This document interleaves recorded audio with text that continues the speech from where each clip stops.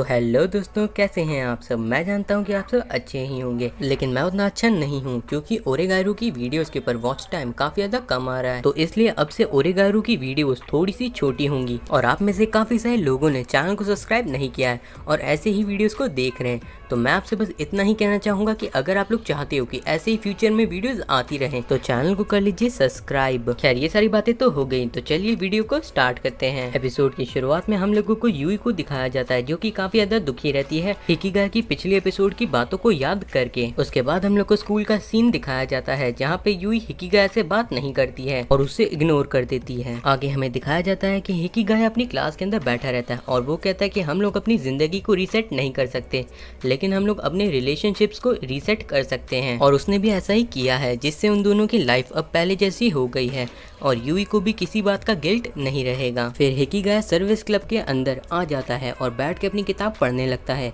यूकी भी उसके बगल में बैठ के किताब ही पढ़ रही रहती है। फिर यूकी हिकिगा से पूछती है कि क्या तुम्हारे और यूई के बीच में कोई लड़ाई हुई थी। हिकिगा बोलता है कि ऐसा कुछ भी नहीं हुआ था। तभी वहाँ पे हिकिगा की टीचर आ जाती है और वो आने के साथ ही कहती है कि आज भी यूई नहीं आई है ना, आपको क्या काम है हम लोगों से। तो हिकिगा की टीचर बताती है कि उसने कॉन्टेस्ट के बारे में सोच लिया है।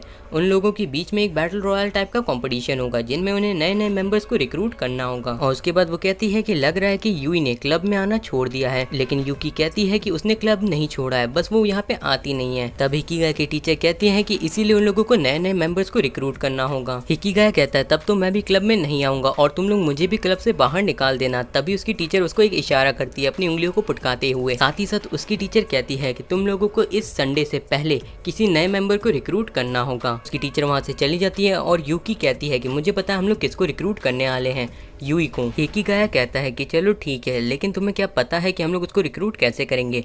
मुझे ये तो पता है कि उसका बर्थडे इसी महीने में है, लेकिन किस तारीख को है ये मुझे नहीं पता है और तुमने भी कभी उसके बर्थडे की एक्चुअल डेट को पूछा ही नहीं। ये कह के हिकिगा वहां से जाने लगता है।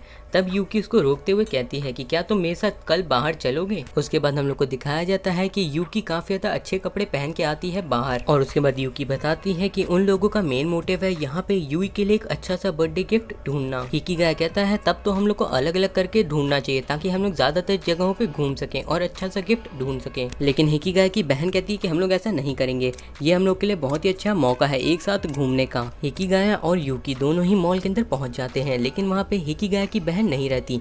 हिकिगा जब उसे फोन करता है तो वो कहती है कि उसे 4-5 घंटे लग जाएंगे क्योंकि उसे वहाँ पे काफी ज्यादा अच्छी अच्छी चीजें देखने को मिल रही हैं। यूकी को काफी ज्यादा क्यूट से कुछ पांडा पसंद आते हैं और वो उन्हें खरीद लेती है। और उसके बाद यूकी को कुछ कपड़े खरीदने रहते हैं और वो कहती है कि हिकिगा उसकी इसमें मदद कर दे, लेकिन हिकिगा कहता है कि वो ऐसे गर्ल्स के कपड़ों के सेक्शन में नहीं जा सकता और मेरी भी यही राय है।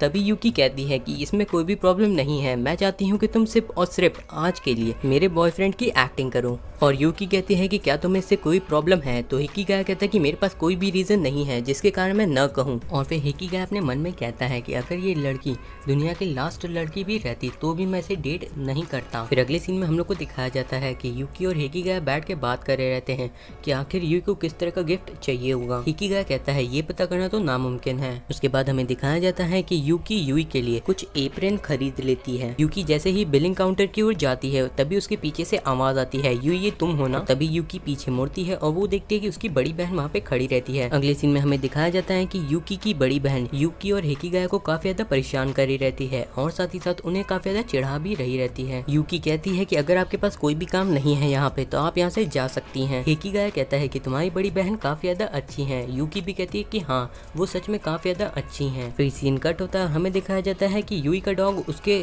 पट्टे में से अपना गला निकाल के भाग जाता है और वो उसी मॉल में भाग रहा रहता है जहाँ पे हिकिगा रहता है। और वो दौड़ता हुआ आता है और हिकिगा के ऊपर चढ़ के उसे चाटना शुरू कर देता है। अपने डॉग का पीछा करते हुए यूई भी वहाँ पे आ जाती है और वो यूकी और हिकिगा को एक साथ देख के काफी ज्यादा हैरान होती है। यूई अपने डॉग को लेके जाने लगती है तो यूकी कहती है कि क्या तुम मंडे के दिन हमारे क्लब रूम में आ सकती हो। उसके बाद हमें दिखाया जाता है कि यूई क्लब रूम के अंदर आ जाती है और यूकी कहती है कि हम लोगों ने तुम्हें यहाँ पे इसलिए बुलाया है ताकि हम लोग तुम्हारे बर्थडे को सेलिब्रेट कर सकें। वो लोग उसके बर्थडे को सेलिब्रेट करने वाले हैं। ये सुन के यूई काफी ज्यादा भावुक हो जाती है।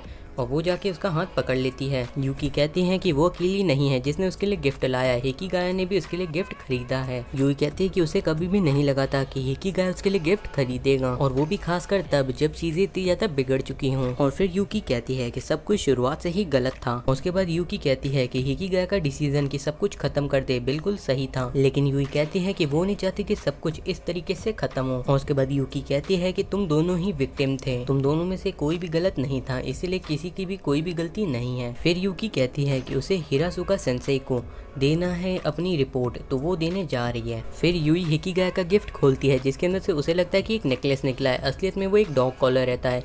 ये जान के यूई को काफी बड़ा झटका लगता है और वो हिकिगाया को थैंक यू बेवकूफ कह के चली जाती है। एपिसोड के एंड में हमें दिखाया जाता है हिकिगाया अपनी खिड़की से बाहर देख रहा रहता है और यहीं पे एपिसोड एंड होता है।